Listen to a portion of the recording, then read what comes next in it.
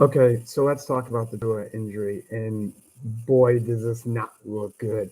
Let's ignore the injury in Tua for a second because that's just a whole different situation. But yesterday, the game against Cincinnati, I've been seeing a lot of posts up there. I don't think he went into what's called a fencing position. A fencing position is an asymmetrical contraction. So you get one arm flexing, one arm extending, like a bow and arrow type position, very similar to the Babinski reflex. The fencing is something that if you see an adult, it's indicative of an upper motor neuron lesion or a head injury. Just like if you see Babinski in an adult, that's not normal. Both Babinski and the fencing are infant reflexes. You have them when you're an infant and you grow out of them. So when you see them in adulthood, it's a bad thing. But I don't think he had a fencing.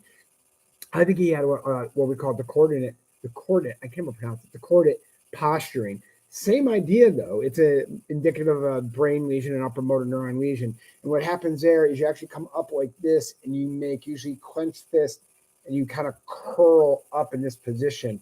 The coordinate meaning you're protecting your core. You kind of curl up like that. The other one is the cerebrate, which is you go into an extended and you actually expose. But he looked like he went into that position regardless of what it was and what you want to call it.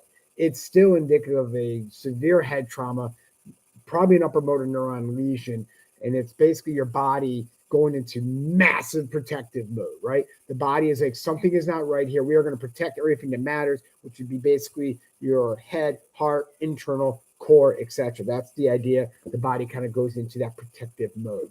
So I'm not throwing anyone under the bus here because we weren't in there. We don't know what happened in the evaluation, etc. But just the optics of it don't look good. So obviously, we hope Tua is okay.